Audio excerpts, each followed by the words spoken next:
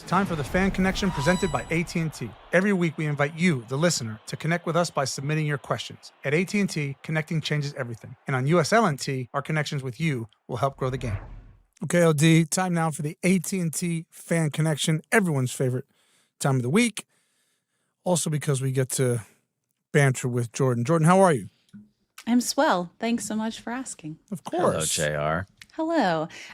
I know last week we had a lot more comments than questions, so this week we have more questions than comments. So Okay. A lot of people like to comment versus ask questions. yeah, these are pretty good though. People like to hear themselves talk, and that's why we have a podcast. This first one That's is true. a little bit of both, but there's definitely a question in here. Right. Simon asked via email, I don't know about you, but I hate knowing the score of a game before I watch it. With so many MLS games being played at the same time, and as a season ticket holder to my club, sometimes I want to watch a game after it's been played, and Apple TV insists on having the score posted on the menu. Why do they do this? Can JR call someone to stop this nonsense? Does anyone agree with me? No. So That's here's not true, Tim, because there are people who work on the show who are very angry No, about you don't this, agree, too. or no, you can't call someone. She can't call anybody at Apple. No, I can't. I have no power. All I'm saying is everybody just needs to grow up. We don't get to, in this day and age, we do not get to go, there was a game I wanted to watch, and I need everybody to be quiet. I need to not check my phone. I need to have headphones on. You get one game. If it conflicts, pick the better one. That's it. That's it. You don't get to watch games anymore sort of on pause or pre-recorded or go into... it is impossible. It's impossible. It's can't. impossible. No longer does that exist. So... You have to, you literally have to turn your phone off, put it somewhere, not talk to any human, and then that's the only way. If you're old, like me and you, LD, there was a time where you could take in your VCR, you recorded a game. Yep. And then when you would come home, obviously there was no internet.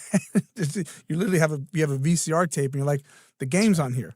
I'll rewind it to the beginning and I'll watch it. But now you got no chance, bro. I'll go further than that. My dad used to show up at our school. He was the school electrician or for the district. He would show up and like knock on my room door and like peek in, and he would bring me a Hockey Weekly or Hockey Monthly or something magazine. You didn't know the scores. Yeah. Who had scored, whatever. Like you got an updated list. And the same with the newspaper. You didn't know the scores till the next morning. Totally. Yeah. You had no idea. Zero sympathy. So, no sympathy, pal. Simon, I'm on your side because there is literally no reason why it needs to be on the menu for the games. I'm sorry. Actually, but to be fair, that they don't doesn't have need to to put happen. the score right there. But I will say, Jordan, many times I click in because of what the score is. This is what Google is for. Oh, No, you're but- saying like that's attracting you to watch a Correct. game. So if because it's of like what the Inter score is. Miami's losing 2-1 at home in the 80th minute, I'm like, oh, I want to watch this. Like, get your Fair point. popcorn. Let's go. That's true. All right. Sorry, Simon. Sorry, mate. But we can call someone at Apple if you'd like, in MLS.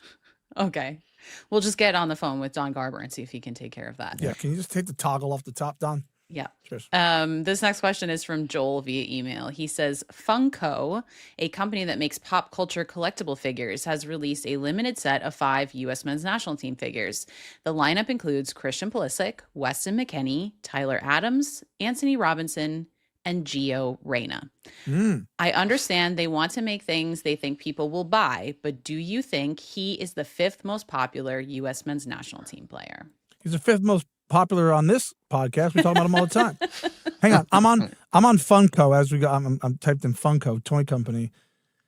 I'm looking for Landon, Donovan, Tim Howard. Never mind those guys. Don't exist. Don't exist. Out of sight, out of mind. Yeah, I think that, the long But and like, short of they obviously do their research and the marketing, and like that's what I guess people want. So I don't know. You can determine most popular data-wise, right? Maybe we should pull some data about how often we talk about certain U.S. men's national team players on this podcast. Or Galaxy players like Ricky Puig. I'm on this Funko thing. I went left. You're having no fun. I'm on this Funko thing, and I've seen these before. And then all of a sudden, there's a Tribe Called Quest action figures. That's getting ordered. Right, as we speak. What is Add- this? Is it a add to they cart. have memorabilia and stuff? Yeah, it's the Yeah, little they're figurines. like little figures. seen That's them. Yeah. cool. If I Definitely, haven't seen, I don't know. definitely. I'm Are literally we getting paid to plug Funko, by the way? no. No. But make All right. make us some figurines, Funko. There you go. Um, Funko, Well, you I listening? also think that it's entirely possible, Joel, that when the World Cup is over, there'll be some different U.S. men's national team Funkos because if Very people true. have, Chris really, Richards might be on there. that's right. wait. Sorry, hang on. Yeah. Flo Yes. Balogun. Landon, Yes. I told you I went left, so you both are gonna have to deal with this. Oh, Jesus. A Tribe Called Quest. Do you know who they are? It's a music group, I think. Yeah, there's 4 of them. Can you name 2 of the 4? No. Can't name any of them. That's disappointing. Wu-Tang. Are you surprised, Tim? What do you mean Wu-Tang? What's that got to do with anything? Is that one of them? Are you taking the piss? Can you Is name Wu-Tang- is members Wu-Tang- of Wu-Tang? Will I Am. No, you got to be able to have name. to Wu- right? all right, move to Wu-Tang. Give me 2 Wu-Tang Clan members. What was the woman's name You're in the avoiding. Will I Am You're avoiding- group? Fergie. You're avoiding me. Fergie. For Fergie. delicious definition. I have Yeah. no idea who Tribe Called Quest. No idea. All right. Can you Method name Man 2 of and them? Redman. Can I? Oh, I what? remember Method Man. I remember Method That's Man. Wu-Tang though. Oh. Yes. Fife Dog, Q-Tip, Ali Shaheed Muhammad, Jerobi. Never mind. We Okay, we have to move on. We're moving on. Put your phone away, please. It's on. Michael has a question via email. What are your thoughts on the true differences between USL and MLS teams? Over the last few years, we have seen MLS teams lose to USL teams. Now it seems to be more and more commonplace. Is this because USL is leveling up, or are MLS teams just overlooking USL? And show some love for Union Omaha, who just keep winning. 2-time USL League One champions and defeated 2 MLS teams in 2022. Landon and I have very strong opinions on this because we've both been in USL. So I think there's a snobbery in MLS when it comes to roster building, that for various reasons. But if you looked at the top, I don't know, Landon, the top 10 best players in the USL, right? Top 10 best players in USL. They can absolutely 100% compete within an MLS roster. 1,000%. Right? You're often also getting a guy who's got a ton of games under his belt. Right? Who's because they were the best player, they want to take the ball. They want to be in the thick of it. And by the way, because we both know this, they're making a lot of money.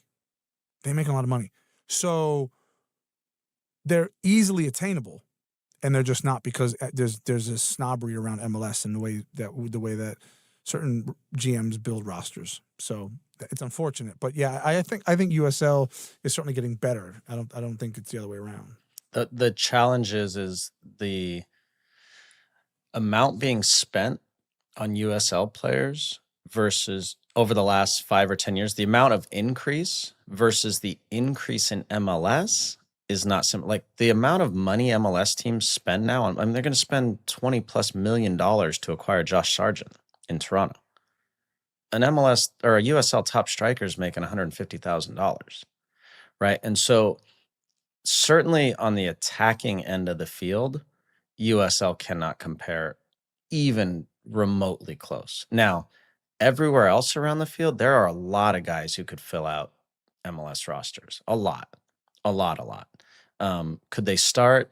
Some games, but they could absolutely be on rosters. But most guys realize at the end of their career or middle of their career, like, I just want to play soccer, make good money, and enjoy my life versus being the 27th guy on Sporting Kansas City and never see the field. Right, but they're not always at the end of their career is what I'm saying. Some of these guys are just overlooked from the jump. That's true.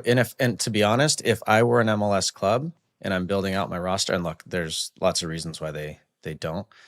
They decide and choose to fill it out with lots of young 17, 18, 19, 20-year-olds who have potential to do whatever, and that's fair.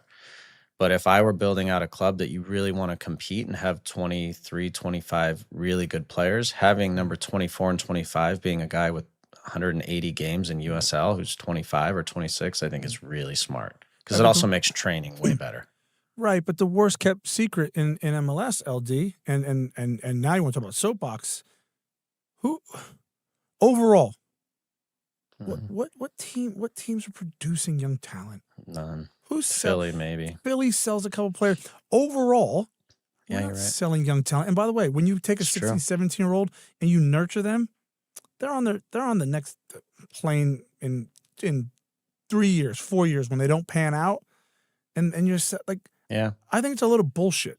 Yeah. The MLS teams are saying, "Oh, we're producing." You're not. So my I agree point with that. is, I agree with that. the production is happening. When I was in USL in the thick of it, I'm watching these players, and like I said to you, these are players who are leaders, who are demanding, who aren't afraid of big moments. They already are in the developmental process, Yeah. and they're way better than your 17, 18-year-old that's not going to pan out. And anybody who wants to tell me differently is crazy. Yeah. All these teams that want to develop players and sell them, where is it? Where's the proof? Give me the receipts. Well, truth is too, when you talk to owners, Tim, they're fed up with they're fed up with the academy Correct. stuff and the MLS Next Pro stuff. Yeah, because they're They pumping are. money into it. They're pumping money tons of money, and not getting return on investment. nobody can tell me, you cannot tell me that it's better right now for a player to be playing MLS Next Pro than playing in front of 7,000 people in New Mexico with real players, real fans who are, Right? Players who are fighting for their livelihood. Totally agree. And it's exactly why when you go all the way back to Arsene Wenger and you look at a Jack Wilshere. Yeah. He was this wonderful youth player, and he went, right, pack your bags, go up to Bolton. And anybody who's ever not been to Bolton, don't go. And his point was, Yep. you're going to learn. Yep. You're They gonna do it all apply your over trade. England. It's so prevalent. It's perfect, right? 'Cause the Every system's year, set. Lincoln City gets 3, 4, 5, 6 players that are on Premier League rosters. They're 18, 19, and they need to learn how to be a pro. That's how it should be, LD. That's right. Not playing in a reserve league, but anyway. I do just want to point out that on last week's episode, you guys were talking about Michael Bradley starting 3 teenagers in the opening MLS game. Mm-hmm. Yeah. Do you think fair play. So if you want, Jordan, if you really about that, and you're putting $3, $4, $5 million a year into your academy and a couple $1 million into MLS Next Pro, you better play these players. And the owners are starting to say that. They're like, what am I doing? Yeah. Why am I throwing away $5 million? And look, when we talk about this sort of overarching issue, are there exceptions? Yeah. Philly, Of course. Phillies are an exception. Red Bull, sort of the way that they operate their global football. Yeah. Dallas sometimes is different, but overall, no. Right. No, it's not how it is. Okay, that's it from me.